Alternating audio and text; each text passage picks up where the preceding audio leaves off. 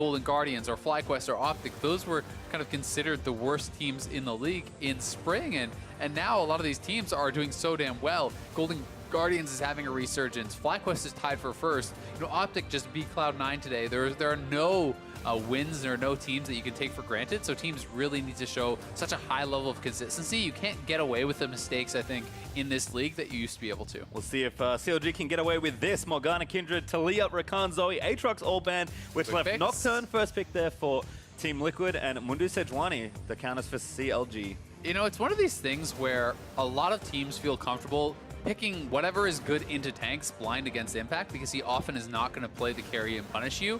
You know, against another team, you might be nervous blind picking this Mundo in this spot because you're giving away a top lane counter pick like a Darius or something along those lines. Impact is likely going to go for the Gangplank here, which can work out well, but as we saw in the last game where somebody's rolling over Flame, it is not something that just straight up outstats the Mundo, something that just slams them. It's if you play it well, you can out-farm, you can outpace and outscale and take over later, but either way, you know, this is not like a lane-dominant pick. No, it's a small sample size today, but counter picks into Dr. Mundo have not worked very well today, at least. So we'll see if Liquid can change that trend. They do go for the GP that we expected, and looks like Braum is going to be the lock-in there for Olay, with Rakan off the board. I mean, it's a good point. You know, I talked about last game, obviously, with the Gangplank, but earlier we saw Licorice bringing out Kled into Mundo.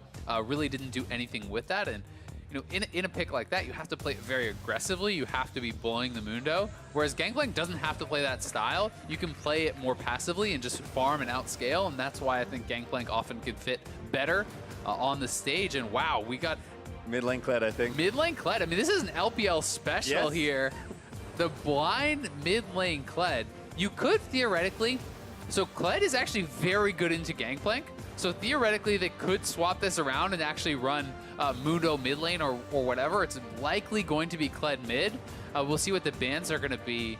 But CLG is one of the teams that has run some of this kind of crazy stuff mid lane. If you think back to Fiora mid lane for Huhi as a counter pick to Galio and some of these different strategies, Kled really does have some very strong matchups in the mid lane. And despite, you know, even if you get a bad matchup in the mid lane, you can still look to roam and actually make plays with the charge ultimate. So that is kind of something that is very much Huhi's style.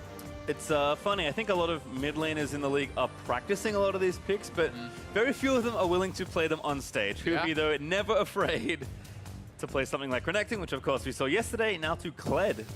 And I'm also going to be interested to see how he looks individually on this champion, if it is Huhi or if it's Darshan. Regardless, you know, neither of these guys have really many games on this champion, and Kled is someone I think that can actually have a lot of little things that really can allow you to improve. Timings on the ultimate to follow people over walls, you know, how to actually use your E to follow after flashes and things like this. And you know, even little tricks like not leveling up your W at level 2, saving it for a remount so you can trade more aggressively and get a guaranteed remount. There's lots of little things that Kled really can make use of to get away with plays that would otherwise be too aggressive or really kind of poor plays to make. But you have to play so much around your W, around that passive, you know, for the reckless swings and the kind of the attack speed buff that gives you. Well, certainly a lot of changes it looks like for CLG. It's a wild draft. Yeah, they banned 2 marksmen and picked Vladimir, so I'm guessing the Stixxay will be piloting that champion. Alistar and Swain, the bans on the Liquid side, so I think they're about as confused as we are about where the draft is going, but here is Kai'Sa for Doublelift. Yeah, I mean, you're expecting that to be a Vladimir bot lane unless they're going to get really crazy.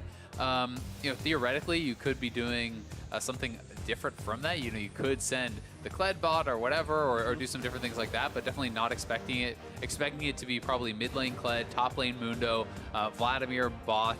We do know that it is going to be a Lulu mid lane, very likely here, as the answer, and we'll see where they want to send it.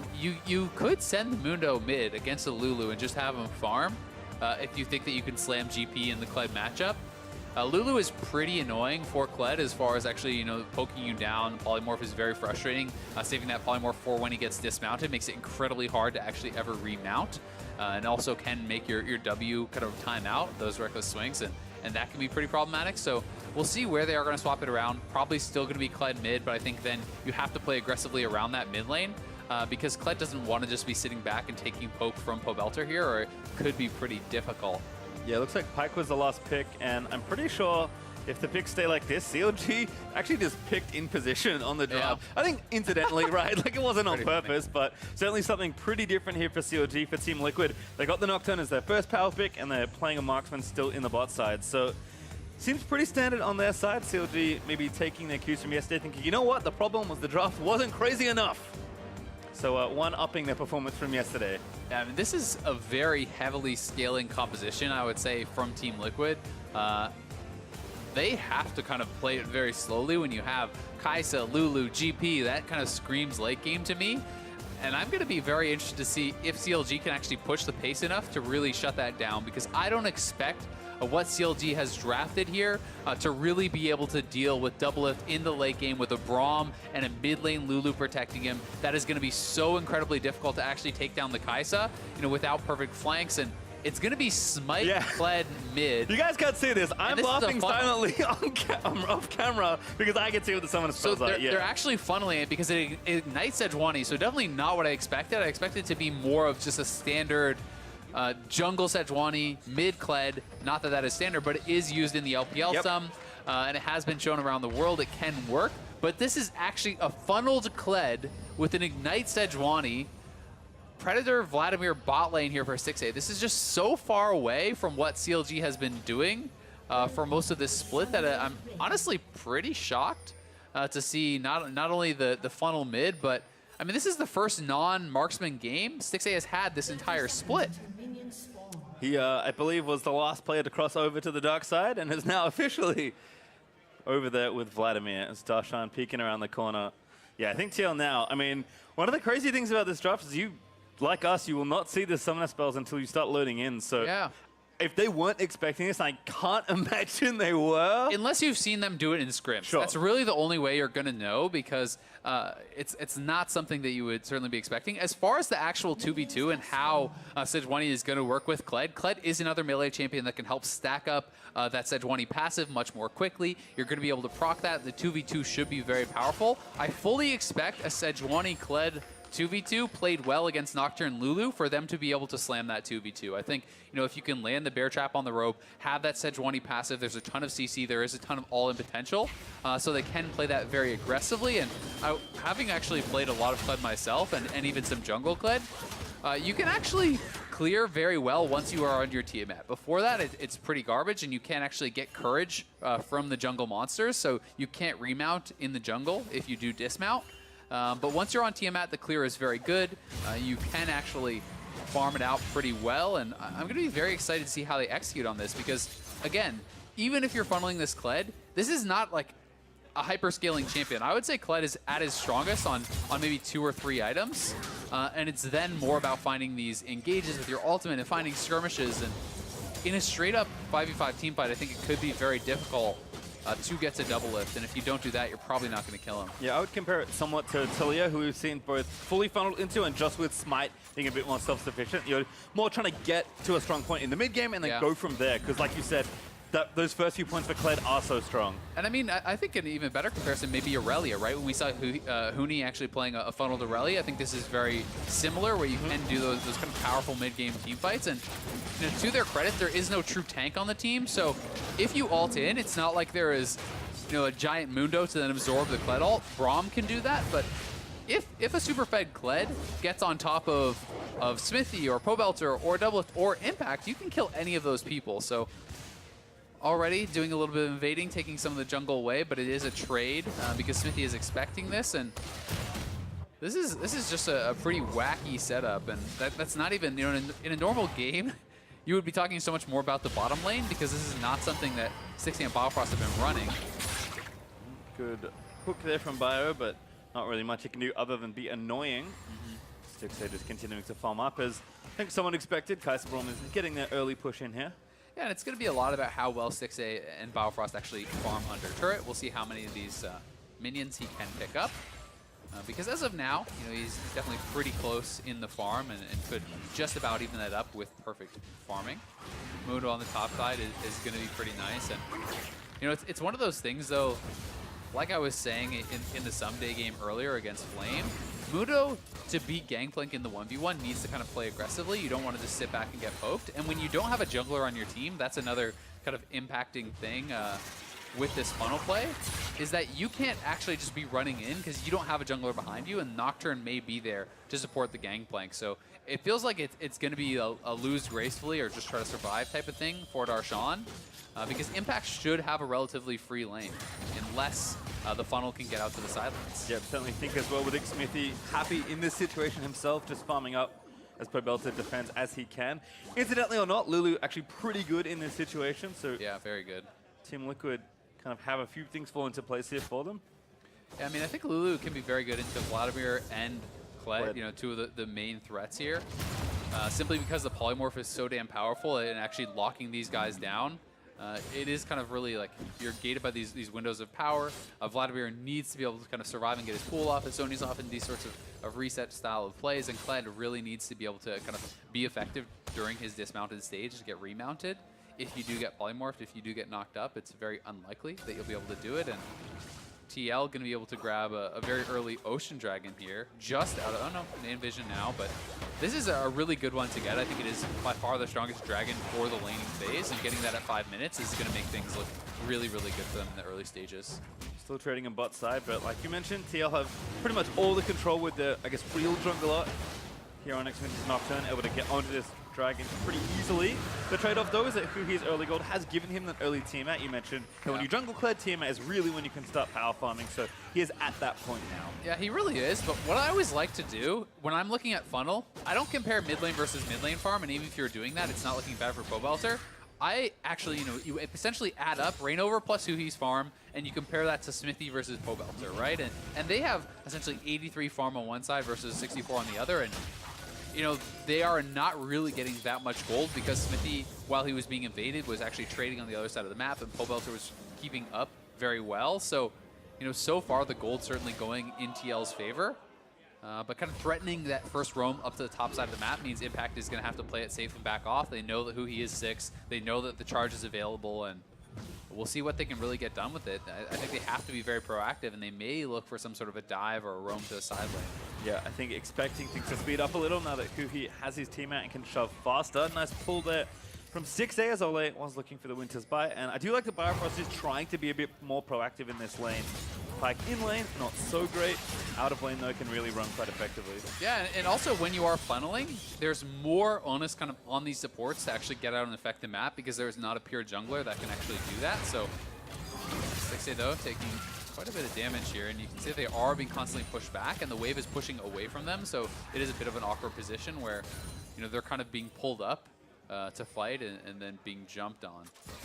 Yeah, Double is doing a good job just staying up in the lane and being aggressive. Again, you kind of get your lanes contained in funnels, so Team Liquid is kind of abusing that fact, knowing that they basically have perfect info on where Huhi is at all times. Reignover kind of bucking that trend, is peeking over mid here, but looks like he's just going to hold the wave as Huhi is content to power farm. Yep, Huhi's just going to keep farming away. The early Targon's here for Reignover. You know, maybe with Sejuani 6, they start to look, and he is, you know, about 5 2/3 or thereabouts. You know, using that Sejuani ult plus the Kled ult could be pretty powerful. They may go here. Smithy ultimate there. Nocturne going to try and jump in onto Reignover. Is only level 5. Smithy still chasing. Smite's down. There's the GP ult as well. Huhi going to try and make something happen, but the Wild Growth already burnt onto Nocturne. That actually probably should have been a kill, or at very least a flash actually forced out there onto Smithy, but Huhi misses Bear Trap on a rope, and there's a 3-man dive, 4-man coming in. Nice run from Ole. Pobelter going to try and get the pick off. He does grab first blood between the turrets. They're going to lose turret here very likely as well. I don't think Huhi can actually defend this. That's 4-man hitting it. We'll see if they have the minions, if they want to stay around, but that turret is getting very low. The next minion wave is coming in, and the funnel is going to collapse. I mean, they're trying to TP back in and defend this. I don't know if they can. Feels a bit late from CLG, but we'll see. Huhi dismounted. Darshan does complete his TP. Diving over Smithy. 6A with a big Hemo Plague. Going to try and get them all down. Flash hook there from Bifrost, but Ole pops the stopwatch. Only level 5. Now burns the flash. Does hit the cleaver, but Team Liquid get out scot-free. Yeah, they're going to be able to get out, and CLG pulls the trigger to try to actually defend that mid lane turret. They needed to do that because you can't afford to be giving up so much this early, but still, they are losing a lot here. And the initial play, brought to you by Acer Predator, is coming in. Smithy straight onto the Sejuani. It looked like they were going to be able to turn this around, but that bear trap on a rope missing from Huhi means they have to back off. No actual damage to follow that up, and then staying around, Ole comes in, Doublelift comes in, Pobelter flashing forward with the Ignite. hits the glitter lance, gets first blood, and they continue to push. That turret is getting dangerously low, and TL is getting quite far ahead in gold. Yeah, a bunch of summoners traded there, but 1,300 gold ahead for Team Liquid, with presumably that first turret gold also theirs to collect once they can re-siege onto mid lane. So, I mean, CLG, they had to use a lot to try and defend that turret. They do successfully keep it alive, but really for how much longer? I mean, they need to kind of pick their moment and start looking for fights, because as I said, I do feel like they're going to get pretty heavily outscaled. I think it's going to be very difficult to deal with a Fed double-lift in the late game. They do still have a lot of time to look to make those plays, but they kind of have to pick their moment. Reignover now is 6. As charge comes back up for Kled, you could look for a play with that Sejuani ultimate and the Kled ultimate in tow, and perhaps they're going to wait a little bit longer for those item completions. You can see Pobelter is actually going for a pure spell penetration style build. This does make him very squishy, but Smithy going bot. Yep, ulti here again. Pull already used, but the Fear Tether is on. Good ult there from Ole as Double Lift just swoops in to finish off the kill. Yeah, an easy kill there for Double Lift. You have to pull before the Fear even starts going, because those kind of immunities, the untarget abilities like Fizzpole, Vladimir Pool, don't actually remove the tether from you. So once that tether is on, you will get feared, Pool or no. CLG looking to invade topside, but Impact backing off, and he has his ultimate. So worst case, you just ult this wave as Impact, and that's what he's going to do. This is such intelligent play from Impact. He backs way off. He ults the wave. That turret's going to survive. They will kill the bottom lane turret, and they can even continue pushing here. So TL playing this very, very smart. Darshan may actually just tank it up and knock it down, but either way, you know, he bought a lot of time, and they have the push bot lane. They have the push mid lane. CLG is kind of fighting for scraps, trying to get the Rift Herald and battle something back. Yeah, just trading here at this point. TL still up pretty healthily in gold, over 2,000. Just under 11 minutes through. Pobelter again continuing to pressure. Bifrost does catch that wave, and CLG should use the Rift Heralds here pretty soon to try and get those turrets more even. But still Team Liquid doing the proactive thing with the scaling comp, which is probably not what we expected. Yeah, I mean, they're playing it very, very well, and so far, you know, CLG has not really gotten too much out of this kind of Kled funnel. Pobelter's build, again, to talk a little bit more about it, is focused very heavily on burst, right? This is not more about the utility-style builds that you may be kind of expecting, and I think this is smart because he is having to be fighting more often early against this funnel that is going to be pushing him in, and with double spell pen, knowing that he is not going to be building any MR for a long time, there is not only a possibility for him to get dismounted early, but then you hit him with a polymorph, you have the ignite and double spell pen, and you can burst him down and actually kill him before the remount comes out, and that is the kind of thing that Kled really does struggle against. Well, Team Liquid looks like they are grouping around the Drake here. Bifrost trying to find a hook, doesn't hit. Yeah, I mean, even if you hit that hook, I think it's just a little bit of harass. I don't think they can actually follow up on that, and TL is moving 4 members over to mid lane. Impact is still up in the top, but CLG knows we need to make plays. TL is playing very defensively, though, and very intelligently. So the Rift Herald will be dropped, and they're going to try to force around mid lane, but a lot of TL is here. Might just drop it and run straight to the Drake, perhaps. CLG. I don't even think they get the turret. We'll see. Gonna be close. Not enough. Yeah, they won't get it. And now back to the Drake. CLG are going to start this off, but seeming a little hesitant on a lot of these plays. And TL could just actually push mid. You don't need to go for and challenge for this dragon because you have bottom lane pushing. Mid lane turret is already very low, so TL can actually trade mid lane outer for that dragon and now look to even pressure top. I mean, Mundo is up there by himself. He is being pushed in. 5 members from Team Liquid invading topside. They can take away the red buff. They're going to get this turret guaranteed. Even though Darshan makes a smart play and backs off, he has really no hope of actually defending this. And Impact even taking the time now to go bot lane. He'll be down there to actually collect the wave that's being pushed by Stixxay. So very smart stuff here from TL across the map. Feels like they're reading these plays a little bit better as they do take their 3rd turret overall in the game. CLG probably expecting to take mid outer pretty soon, but still don't have it. So won't get that gold or the map benefit until they do. And it's kind of funny, you know, thinking back to the interview we had, you know, with Darshan that was playing before this game, talking about how different TL can look. You know, when you watched the TL yesterday, you wouldn't think that they are capable of a game like this. They were, you know, pretty much a huge mess yesterday. Really did not have a good showing, but today they come in, they're playing against something that is not standard whatsoever. They're making incredibly intelligent responses. They're moving very well around the map, and they are also playing well individually in the skirmishes. And there's really not much of anything to criticize so far in TL's gameplay. They're playing, you know, nearly a flawless game here against CLG, and CLG is really on the back foot now, down almost 4,000. You can wait then until Black Cleaver or something completes on the Kled and try to look for a fight, but you can't just wait forever, and the item completions are coming in much faster for Team Liquid. Yep, got pretty much one major item finished on all their relevant farmers. I mean, the funnel, so to speak, guy doesn't even have his first item, right? Yes, he has Tiamat. He did go for a kind of a pit stop there, but you can see Morello is done on Pobelter, Rageblade is done on Doublelift, Triforce is already done for Impact. You know, all those guys are arguably as strong or stronger individually than who he is right now. He's not really even much ahead as far as experience, just part of a level. So, you know, really is not that point of power that you're hoping to have from one of these funnel compositions. And I think unlike something, say, like a Kai'Sa or more of a scaling carry that you're funneling into, you don't kind of have that insurance of, well, we're expecting to fall behind a little earlier, but we can kind of catch it up in the late game. I mean, Kled can be a force in the late game. I mean, if you do build full damage and you get onto the right target, you can kill them with one combo. Like 100 to 0, you can for sure do that. But that's assuming that they allow you to get 2 Doublelift or Impact, and that's assuming that Pobelter does not use ultimates and shields, and Olay doesn't peel, and all these things. So that's where it becomes very, very difficult to actually make that work. I mean, you essentially have, yes, Vladimir's range, but you're essentially playing with like a 5 melee team here.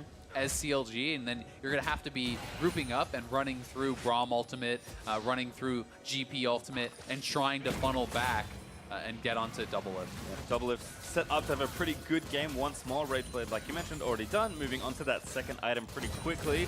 Things have slowed down a little across the map as TL are just kind of re-establishing their footholds here in the lane. I mean, they're checking all the boxes, right? They're making sure they have vision, because you don't want to get jumped on. You don't want to get surprised here by the Kled coming in from a weird angle, or Sejuani ultimate over a wall that catches your carry, and here is that engage. Here comes Kled. They've already got a stun into Olay. Rain never burnt the ulti. Now going to finally re-engage. Oh, 6A! Getting carry. 6A on the backside. Trying to zone them out. Doublelift is getting low, but he's still not dead. Kiting back forever. Olay also still alive as Impact popped the stopwatch and will be sacrificed to CLG. Yeah, a lot of cooldowns used there by CLG. They do get the 1 kill onto Impact, though, and that was a really nice engage from CLG, but even with that, they just get the 1 kill. 6A with a beautiful flank, the Kled engage coming in at the same time. And this is about it as well as you can do this here from CLG. You see Vladimir is going to TP in behind, pretty well timed. Kled ulting in. Olay does a good job of actually blocking up the Kled ultimate, but then Doublelift and Smithy both caught here by 6A over the wall. Doublelift so close to going down, but the Kai'Sa ultimate shield, the Lulu shield, the Lulu ultimate, all buying enough time, and CLG gets 1 kill, but it's 4 low health bars, and they can't continue the chase. Yeah, CLG used basically every cooldown. Would have wanted a lot more out of that team fight than just the gangplank they got. Yeah, really, especially because the teleport and everything was there from 6A. You're not going to be able to get that nice of a flank every fight, right? That is very difficult to actually find. They found a pocket in the vision. 6A had both summoners available, finds the flank over the wall. That was great from him, but they're going to need to continually find those sorts of fights, because even with that, they just got 1 kill and had 4 low health bars. Yeah, and still the turret advantage remains in TL's favor. Mid lane Outer still low, but not taken as Pobelter doing a great job protecting his tower for as long as he can. Impact is starting to have a field day with Triforce plus Executionist, just pushing away despite being a little down in CS. Yeah, I mean, Darshan did a good job, to his credit, right? You know, Darshan is up a little bit of farm in that lane, and he was someone without a jungler, so while he couldn't actually push any advantages and play aggressively because he doesn't have the jungle support, he did do a good job, you know, surviving that lane, not allowing Impact to really take over by any means. But that being said, GP doesn't have to, right? GP is always scaling, Kai'Sa is always scaling, Lulu is going to be an insane support in the later stages, so CLG now with that Black Cleaver done on Huhi. CDR so ridiculously important for Kled, giving you, more kind of cycling of those cooldowns. Being allowed to actually use that ultimate more proactively is really important, but also making sure that you constantly have your Q up to pull people back in and for such a big damage source. Well, we have a dragon fight likely coming up in about 10 seconds, so I'll hold my thought. Nick Smithy's first item off the Warrior, but here comes the Kled that we expected. Rainer over the top, finds Doublelift. That's the stun they need. They're going to try and take him out, and they do. Sticks, they able to grab the first kill as Olay. Going to get stunned up by Sejuani. CLG claim 2 and finds such a great fight. Yeah, beautiful engage there. They pull the trigger. That's exactly what they need. The Kled ultimate gets dropped. GP is not there, and a beautiful ultimate found by Rainover, kind of right around the edge, catches Doublelift, and this time Doublelift didn't have summoners available. Pobelter wasn't right there to actually save him, so Impact's still pushing topside. CLG will get 2 kills in the Dragon. It will be traded for a bit of farm, and that's about it. So a nice proactive play from CLG. They have to continually do this. You cannot sit back and kind of rest now with that one victory. Here it is again. Rain over the wall. Perfect ultimate. And Olay needed really for there to be any hope. Maybe W5D2 is just dead from that point, but you need to actually step up and absorb the Kled ultimate. You need to be the first kind of point of contact as the Braum. Since even though you're not that tanky, you are the only tank. So you need to kind of pop the Unbreakable, step forward, eat the Kled ult, and even if that means you're instantly dying, it's better than W5D2 going down. Yep. Unfortunately, TL lose both as CLG find the angle and actually chop the gold lead almost in half. TL still up by a few thousand. Looking to continue to siege things down, but that is what we're looking for from CLG. Yep. And now as I'm going to watch these ultimate timers tick back off cooldown, I think I'm expecting every time I see that Kled up for them to just go for it. Yeah, you really have to, because that's the only way you win this game. The longer it goes, the worse it gets for CLG, and generally speaking, in an even execution fight. But if it can get that perfect engage into a Baron, that is how you can actually blow up in the game, and that is how you can actually close this game. Remember, this is essentially 5 melee team. Or Vladimir, yes, has auto attacks, he does. But the sieging is awful, right? The way that you win this game is by diving, killing the opponents, and taking the turrets. Well, speaking of diving, here comes Darshan in a spot of bother. Wild growth for Pobelta for a bit of extra CC. Darshan, no flash, still getting chased under the turret, but too tanky. It's way too tanky. No Ignite coming through. The Morellos was there eventually from Pobelter, but had already healed up a lot from Smithy's original damage because of that early ultimate from Darshan, and that's going to be a tough one to chase down. Either way, trade of ultimates, not that big of a deal. And, to talk a little bit about that second item from Smithy that you pointed out, it is the GA. He wants to be able to actually have, one really powerful fight. Knowing that CLG has to kind of go for these all-in fights, go for these hardcore engages, having the GA now could really mean the difference in a game, because being alive for the Baron versus being dead, it's going to be a big deal, and CLG's win condition really is win a fight, get Baron, take turrets, close the game. You can see the sticking point there in mid for them, though, is the mid-outer turret that is still standing up with a few hundred HP left. Who he going to get the wave pushing in the right direction, but TL have been pretty stalwart in their defense of their objectives. Yeah. Yeah, and I mean, rightfully so. They're trying to defend very well around this. It will finally go down. Have to remember, Rift Herald was also spent there earlier from CLG to actually chunk down a lot of that health, so finally they do get the payoff there. A lot of the itemization does seem pretty intelligent here, though, from TL. I like the Zonias from Pobelter. Knowing that there are so many squishy members, you kind of have to be more self-sustaining, being able to survive some of those dives, and we'll see if W5D2 does go into something like a third item, Hex Drinker or something along those lines to help himself survive, or maybe even his Zonias of his own. I was going to say, again, with this kind of AP build from Kai'Sa, can build that item just fine. So W5D2, I think, going to have that in the forefront of his mind. We'll see what he does want to do with his third item. I do like the kind of face tech potential of Pobelta. I think you said it best. Someone other than W5D2 needs to tank the Kled ult. Yeah. So if it's Pobelta with his Zonias, that's fine as well. Yeah, and even if he's not the one that tanks it, if they flash on him and grab him, Zonias is going to be very, very helpful. If you survive the initial onslaught from CLG, their composition really has nothing left in the tank past that. So surviving that initial burst is going to be so big. I'm expecting a locket to come out here from Olay, very likely. That will help with that as well. And you can see 2 items now done for Huhi. This is about as strong as it gets for Kled. You can argue whether it's stronger on 2 or 3 items, but this is really your strongest point, and I think they want to look for a fight now. Yeah, again, W5D2 kind of in the forefront of the ulti, but the ult a little out of range. Jixie going to go in. They're still going to look for the stun. They find Olay as their first potential kill. Glacial Fissure flash away might be enough to disengage. Here comes Jixie, though. Chasing. Will they go to Baron here? I mean, it does kind of dissipate, but Impact's still on the bot side. They didn't get his TP. They do get flashes off W5D2 and Olay. That is pretty big, but it is, again, multiple teleports expended, ultimates expended, and they're on the Baron. They know they need to force a fight here. I think it's a bait because Stixay is not joining. He's going to look for a big wraparound flank. CLG going to turn off, so maybe start the fight. Run over no ulti, so can't really do much. Here comes Stixay again. Predator back up. Finds Pobelta, who ults himself with a wild growth. Firefall clutching forward, finds the skewer. Impact still not joining. Team Liquid probably going to lose one. Yes. Death from below gets immune. Pobelta just buying time. Rainover actually almost dead as well. Here comes the ult from McSmithy. Going to try and pick off Sejuani does do so, and now the fight continues. He's still taking up a lot, but he actually pops a stopwatch, gonna try and buy more time for the fight. That shot flashing in, there's the ult on the double it, but double it's still living. They need to kill the Kai'Sa, but double it, well, he's still alive! And that's TL, they'll win this fight. Bifrost, the only member of CLG left alive. Doublelift kites it out like an absolute monster in the end of that fight. The bear trap on a rope did land on him, pulls him back in. With about 2% HP, he is kiting out, barely surviving. Impact joins the fight. It's TL onto the Baron, and Bifrost has no hope of taking this one away. TL in full control of this game. Yeah, we talked about CLG needing to win the fight and get the Baron instead. It's Team Liquid that do just that. And I think it's all over but the crying now, Face Street. I mean, CLG can look for engages, but that is really the fight that breaks their back. CLG know that Impact didn't TP in. They try to force the fight here. They know they have, very least, have to force GP to join. And the initial start of the fight is pretty good. They're on the Pobelter. They do catch him out. A nice Sonya's delays and buys some time. And this pink ward gives vision for Smithy. As the team is splitting up, he says, okay, well, I'll go in, pick up that one kill.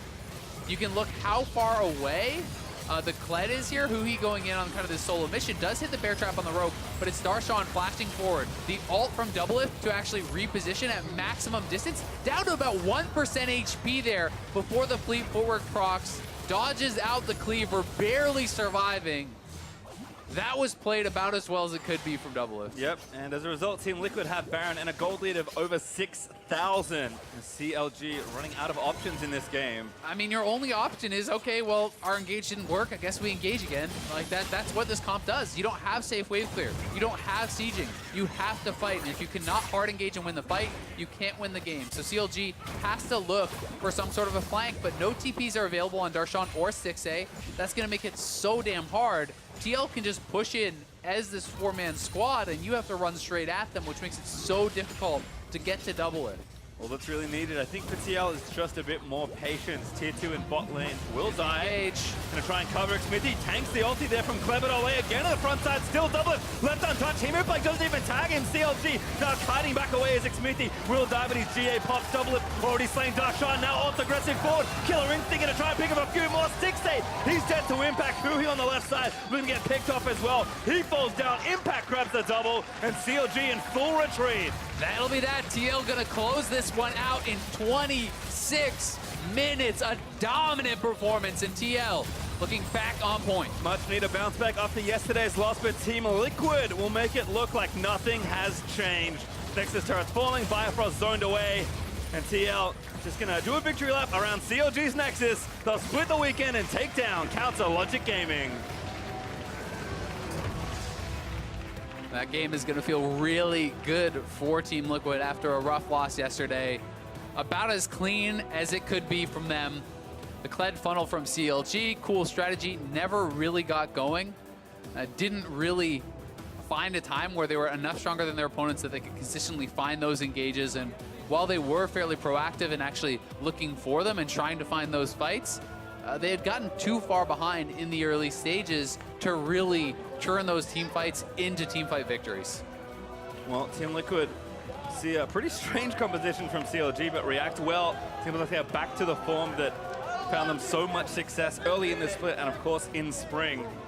Nice to see them kind of back on form after an oopsie yesterday. Yeah, really the case. I mean, honestly, their decision-making, a lot of credit to Smithy, how he actually handled and kind of avoided the invades coming in from the funnel comp. He was staying very high up in farm on the Nocturne. Pobelter with this Lulu mid, answering the Kled extremely well. Double Spell Pen Bird build early on meant that it's very difficult for the Kled to actually play aggressive because you can get burst down so much more easily by the Lulu. So I think so many intelligent build choices, so many intelligent responses, even Impact, backing off anytime there was a chance of a dive, using the GP ultimate to clear the wave.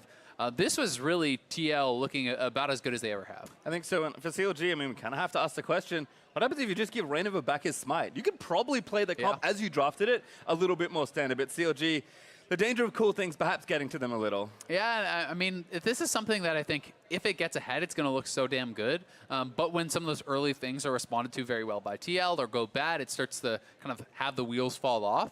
If Kled gets ahead, though, you know, like I'm saying, all you can do is engage, but when Kled is up an item, you engage and you just kill them every single time, and it starts to look hilarious because it was a fairly squishy composition from TL. So, you know, Kled just never got to that point. He never actually got an item up on his opponents. He never really got going as you would hope that Funnel would. So that's kind of the risk you take when you go for one of these compositions that have a more narrow win condition. It's the same thing that happened to them yesterday, drafting the Renekton into the Talon mid. You're drafting to slam that lane. Didn't happen, so it falls apart. Same thing here. You're drafting to get ahead, get this Kled to a super powerful spot. But when he doesn't, he's not going to, there's no fallback, right? Kled does not sit under his turret and farm and wave clear. No, I mean, we kind of saw it in that game anyway. Like, we had 2 team fights, one where Doublelift lived somehow, and one where he absolutely did not. And you can see the difference it makes when you can get the kill. But for more on that bounce back victory, we're going to hand it off to Ovally and Team Liquid's Void Hunter in the bot lane.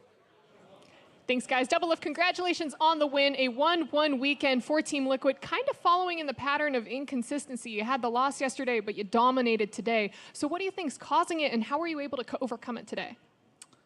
Well, to be honest, the last few weeks have been pretty bad for our team. You know, we started off the split losing to Golden Guardians, which gave us like a wake-up call, and then ever since then, every loss we've had has been really bad.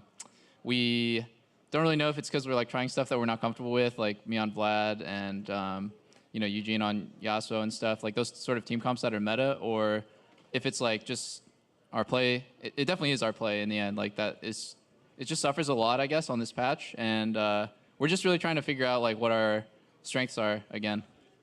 And recently, this week, Ole was receiving a lot of heat for some of the bad plays or bad calls that we later found out in Liquid's squad video were actually yours. So what's your reaction to kind of the heat that he's been getting? I just think, I don't know, everyone on every team, or sorry, every fan base for every team just likes to pin it on like 1 or 2 players. I see it with like TSM, with C9, and I definitely see it with our fan base too. And it's kind of a shame because like it never really is just one person's fault ever. And I think Ole's a great player, and like that game especially, there was times where like he just threw his body to block Kled and Sejuani ulti, and he probably knew he was gonna die, and he did it because like, you know, he trusted the call, and he knew that like that's what he had to do. So I think Ole is like a really diligent support to play with, and like he's just really great to work with. And how's your relationship with him improving? Because it's always kind of been like not exactly a hot topic, but just a topic that people like to talk about. I mean, yeah, our relationship, it's like any relationship between teammates, you know, love, hate. Sometimes we fight, and sometimes we get along well, and we're working well together. And I think those are the times where like we take over the game. I think this game we worked really well together, and we were able to kind of find our chemistry again. So I think we're on the right track. And going back to your shot calling, how are you working to try to evolve it over the split? Man, this season's so confusing making calls. I think like before it was a lot about managing side waves, getting ahead in farm, and then playing off item spikes to make good engages basically. But nowadays, like it just feels so random. A good example would be that game. Like it doesn't really matter what item spikes you're on. If the enemy team has Dr. Mindo and Kled and they engage on you, you're definitely gonna lose. So I think like it's really hard for me because I'm a really kind of calculated player. I don't play a lot off of just like gut instinct. I kind of like try to think things through a lot. And then what ends up happening is just like, oh, they Kled ultied, and like their whole team is just here, and now it's just a Fiesta with like 4 melee champions and a Vlad. It's really hard. Let me just tell you, like blanking calls, the reason why an LCS is so random and teams just lose to everyone is just because the game is really hard to calculate right now. So I don't know. It's a lot of it is just based on trust and gut instinct these days. So we're really working on those kind of calls. Doublelift, thank you. And for more on the game, let's hear from the State Farm Analyst Desk. Thank you very much, Ovally. Team Liquid bouncing back for a 1-1 weekend. We have brought Power of Evil onto the desk. We're slowly replacing all of our analysts with pro players. The hard carry. You know, they know a heck of a lot more. And also, yes, the hard carry of Optic Gaming. So thank you for joining us. Thank you as well. Thoughts on this game, the way it played out for Team Liquid? We heard Doublelift's thoughts there. I mean, a composition that they probably couldn't have predicted they were going to go up against with the Kled funnel in the mid lane. But I know you have a little bit of insight into the pick in and of itself. Well, so the Kled is a really volatile lane in mid lane. It's really easy to dismount him, and if you have a mage against it, it's really, really weak in mid lane. So they just changed they didn't change the draft, but they just changed the strategy of him having smite and funneling him, so you can avoid the Lulu matchup, and he just jungles with the Sejuani, which is pretty smart because they just avoid the early game power spike of the Lulu. And I think they just didn't get the early game ultimates going for them. Any thoughts on the draft from you guys? Well, I think that Liquid did a fairly standard-looking draft. CLG gave up Nocturne, which is kind of rare these days. And they had a really interesting strategy going into it. I kind of like their, all melee, just run train with Kled ult strategy. And they kind of showed their hand in their first 3 picks, right? Like you pick Kled and Mundo at the same time. Those have to be mid-top. So they did kind of throw a curveball with the funnel, but I like what they went for, but it seemed like their execution wasn't. Do you agree with what Doublelift said there? The idea that the game right now is much less about item spikes and waiting for certain side wave control, and it's more about gut instinct and trust and committing to a play regardless of what that play is? Well, I think it's always really important to have the synergy between the teammates. And if someone does a call, even if it's a bad call and everyone follows it, you can make it a good call, right? So if your support calls for a good, like for an engage, and it's like, it's not that good, and just everyone trusts it, and you just get a lucky catch or a lucky kill, you can make it to a really brilliant call. All right, well, I want to dive into how Team Liquid dealt with this Kled funnel. Kobe, we saw the first kill coming in on that Sejuani in the mid lane. We're going to roll this one out. A bot lane roam from Team Liquid to make it happen in the mid lane. That's right, and the bottom lane was a big part of this, even though I don't believe they actually got any assist credit with it. But they push in their lane, they move on up, and they're able to lend the extra pressure that they need to go through with this dive. I think this was really a good play for me because when you're looking at Nocturne, right, he wants to make a play with his ult at 6. All of CLG's lanes are fairly hard to ultimate themselves because they're tanky and defensive and whatnot, but they were able to use their bot lane pressure to come mid to get a super huge number advantage and then make the play happen. So it was pretty creative. Usually when you think Nocturne, you think, okay, I'm just going to pick a lane and ult it. Yeah. But they managed to use their pressure to get an outnumbered situation and then go for the ult. So I thought that was really well played. All right, but with that, while we had a Nocturne on the LCS stage, I really want to dive into kind of the usefulness of this pick. We have a replay, Power Vivo. I'm going to hand this one off to you. A possibility of how Nocturne could have been used and wasn't. Well, here we see that the Nocturne, they're like trying to fight here, look for a fight, and the Kled is ulting in. It's a huge indication that they're going to engage here, especially because the Sejuani is going to throw her ultimate like any second now.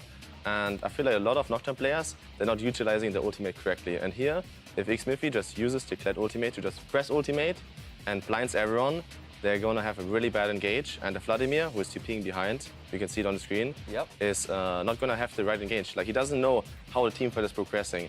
Like, maybe Team Liquid is like managing to disengage the Sejuani ultimate and just run forward. So like Vladimir is going to have a really rough time engaging. I completely agree with that, and especially considering the composition that they're playing the Nocturne into, where the dash part of your ultimate isn't nearly as useful. All these targets are a lot more tanky, so it's not like you have this great moment where you're going to get back to the enemy AD carry, because there is no enemy AD carry. Right. But making use of the other aspect of the ultimate in the blind is so much more impactful. I do think that the vision reduction on Nocturne's ultimate was the buff that kind of pushed him back into viability and competitive, and even pushed him like, way past viability to permaban status, because there's not really much you can do when you can't see anything for 6 seconds. So. Right, I mean, imagine in that situation, as you kind of laid out, Stixxay TP's in, but without the vision of where Team Liquid is all splintering and running towards, he doesn't get nearly as good of an engage. Like, if I was the Vladimir, it would be impossible for me to know what is going on. Like, is my team winning? Did already get someone blown up? Should I flash this wall like he did? Yeah, like,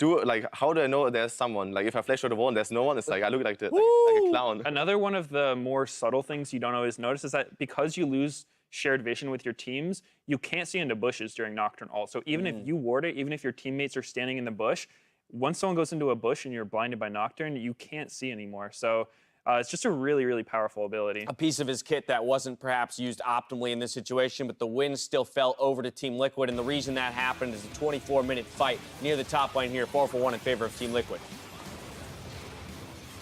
And this one does start out with Ole getting picked here, but you can see they split up as far as CLG on their chase. And Pobelter does such a good job on the Lulu, occupying 3 people's time, that CLG don't get to use the synergy of their composition. They're all spread out. This composition is supposed to be 5 people, group up, and the train goes forward, right? Everybody charges through. They try and get back to the squishes. It actually looks like in this situation, Huhi didn't have that vision because of the Nocturne ult, and he ended up going in 1v3. Maybe he thought his teammates were closer. Maybe he was saying, hey, can I go in?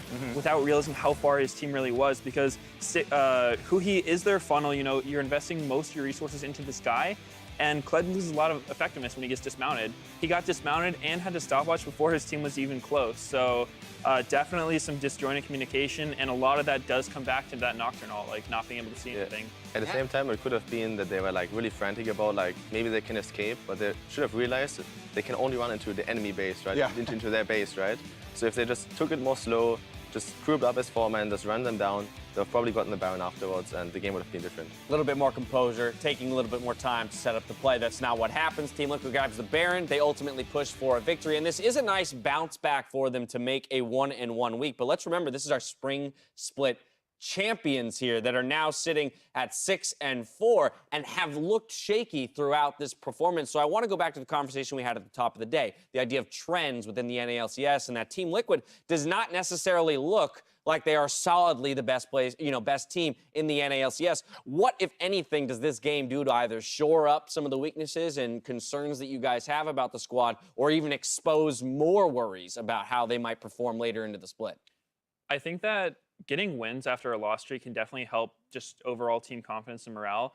Being on a loss streak feels terrible, and it can break down some of that trust. But even in this game, it wasn't super clean from Liquid. A lot of the advantages that CLG got were when Liquid was split up, and they were able to get engaged on by a CLG that was much more grouped. So I think to me, this game was more of CLG's trying something very new. I thought it was actually really cool that they went for this comp, but maybe they didn't have enough practice on it, and funneling a Kled is kind of questionable. So I think that CLG kind of like outplayed themselves, but it will help Liquid's confidence. Yeah, I did like the comp, like you're talking about. Maybe if they had a better early game and they had more power behind this all-in engage, then I definitely can see it working.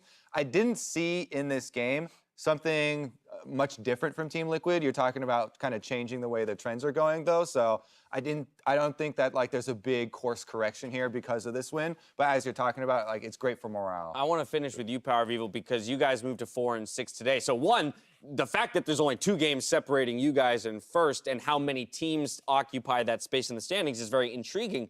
But you're also one of the teams that has been more willing to try the new stuff. And so how do you assess the way that Team Liquid is attacking this split?